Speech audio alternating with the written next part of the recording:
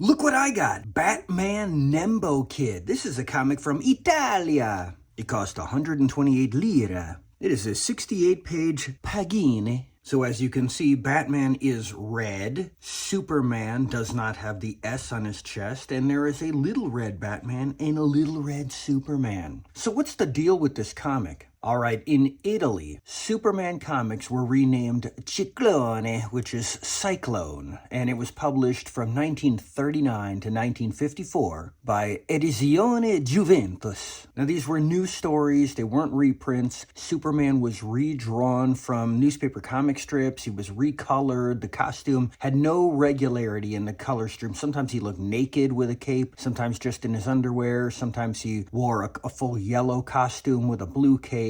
And they either completely left the entire chest emblem off, or they would put the shield on, and inside, instead of an S, they would have like a blue circle. Then in 1954, they renamed him Nembo Kid, which means Cloud Kid. And that was from 1954 to 1966. Those were reprints of DC Comics. But the difference was they removed the letter S, just left a blank shield. And those comics were from the publisher Mondadori. And then Batman started appearing in Italian comics in 1945, and his name was Ala di Accaia, which means Steel Wing. These were, again, new stories. They weren't reprints. Batman was completely redrawn, and he was recolored. Well, he had his gray costume, but where it would normally be the blue cowl and cape or black cowl and cape, that was red. And these were published by Edizione Milano. And then in the 1960s, they just reprinted DC Comics and called him Batman. But his costume was now recolored to red and black or blue. Why I say black or blue is because this is, it's like Spider-Man.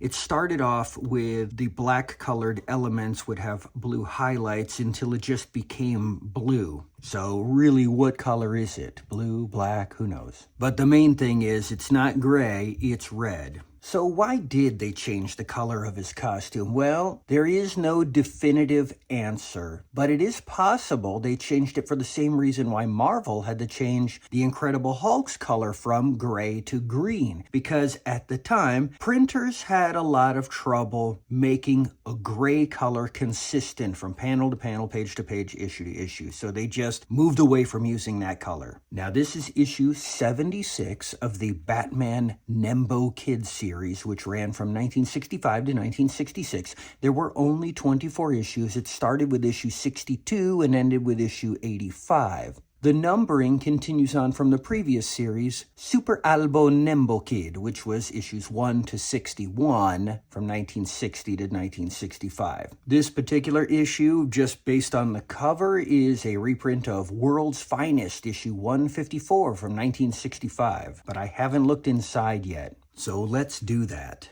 So Italian kids of the 60s would like to get model toy planes and what have you. Jetex. And check it out, they keep the coloring scheme inside, the red, the no emblem, pretty cool. I don't know who the little kid Batman is, though. I mean, it's got a picture of Robin on the wall, but is it Robin? I'll have to one day get the English version. Oh, wow, and then it immediately turns to black and white. That's interesting. Hey, I can read Bruce Wayne and Clark Kent and Louisa Lane.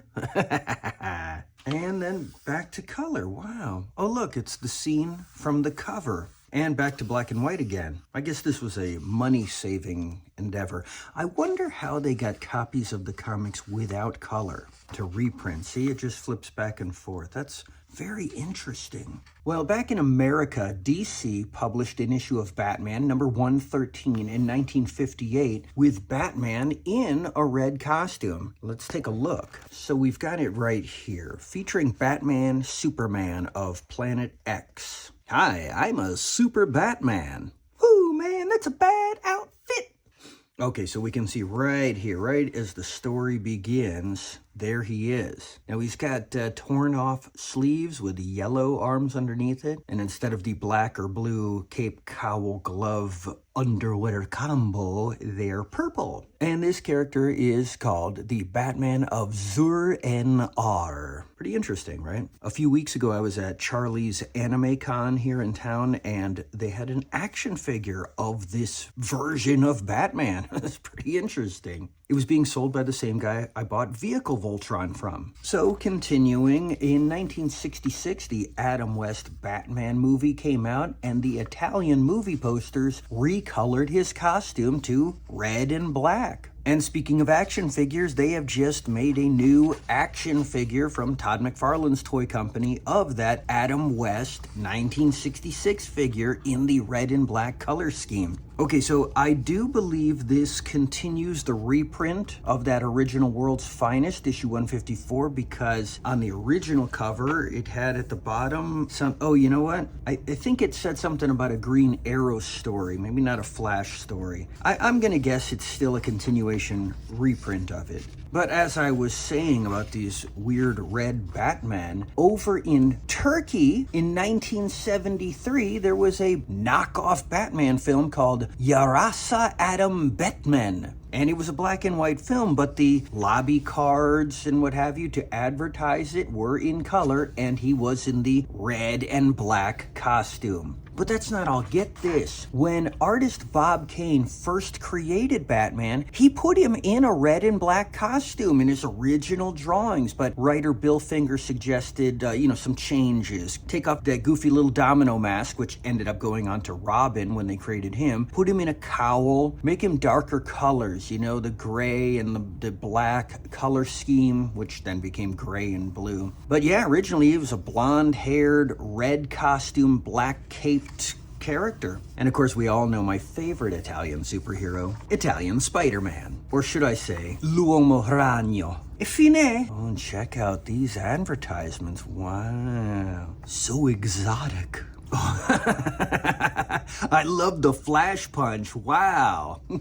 So my mom was born and raised in Sicily until she left there in 1967 at the age of 16. And after my parents divorced, she went back to reconnect with her family for the first time in 21 years. And she took me and my brother in the summer of 1988. We spent 6 weeks there. It was the summer before I started high school. We went everywhere through Italy and Sicily. It was the greatest trip I've ever been on in my life. My personal favorite was Rome, going to the Colosseum, but we also went to, Pisa, the Leaning Tower. We went everywhere. At some point in the trip, somehow, we kind of got split up. I stayed with her brother and my cousins, and my brother and my mom went to Venice, so I never got to go to Venice and ride in one of those gondolas. That's so disappointing because I made such an awesome painting of a gondolier in Venice, which I'll show you right here. Oh, and also this other one.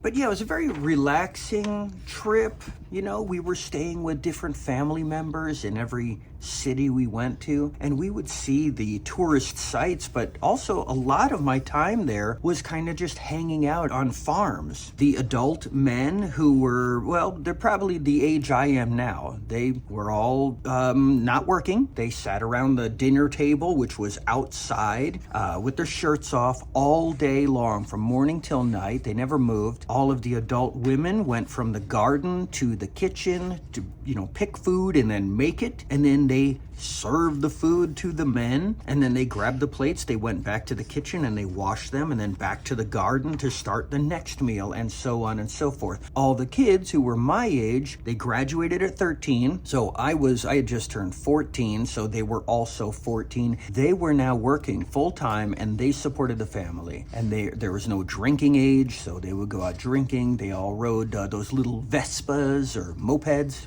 And I would spend all day just trying to fill up my time waiting for my cousins to get off of work so then we could go explore the towns. And I don't know, I kind of loved it. I mean, thinking back, it's really weird. There were times where I would just sit and listen to cassette tapes of Hotel California by the Eagles over and over again, and I would practice seeing how long I could hold my breath and timing it on my watch. I got up to 2 minutes and 6 seconds. That is my record, but I haven't tried it since I was 14. But then we would ride bikes through the countryside. We would climb on giant hay bales and jump fences and pick apples from trees. And there were castles, abandoned castles out in the woods you could go explore. It's pretty neat. I remember I spent a lot of time up in a room that was made inside of an attic, kind of like Greg Brady had. And I would just look out the window at the field and the yard and what have you. And the window was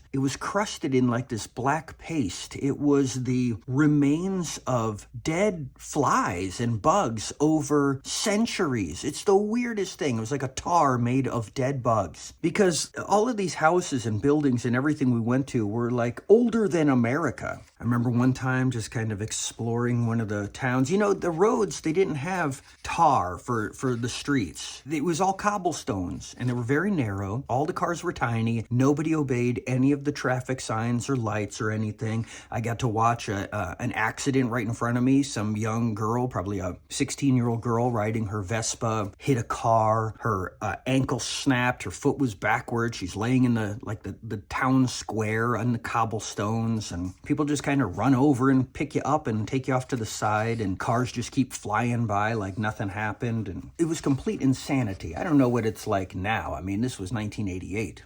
We also had funny things like there was like an uncle or something who looked exactly like John Oates from Hall & Oates. And I remember my brother and I both turned to each other and said, doesn't he look like John Oates? At the same time, we had the same thought. It was so funny. And then there was a neighbor of my uncle who came over, and he had the mustache, the red cap, the overalls. And my brother and I go, oh my God, it's Mario from Super Mario Brothers. Remember, Nintendo was brand new at the time. It just come out like the year before. And then the funniest part happened. My uncle said to him, hey, Mariano. His actual name was Mario or Mariano, but it was so great. Man, it would be so different to go back to Italy now. I haven't been back since, but you'd think as an adult, I'm 51 years old now. If I were to go back, it would be such a structured trip. First of all, I'd need someone to, I don't know, translate for me. My mom wouldn't be with me, I don't think, unless I brought her or something, which is a possibility. But, you would have to, you got to get your hotels. Your day would be filled with, we have to go here, we have to go here, we got to do this. It wouldn't be just kind of sitting around holding my breath and looking at bug paste. But I still would love to go back. I need to go back. And I will. So there we go.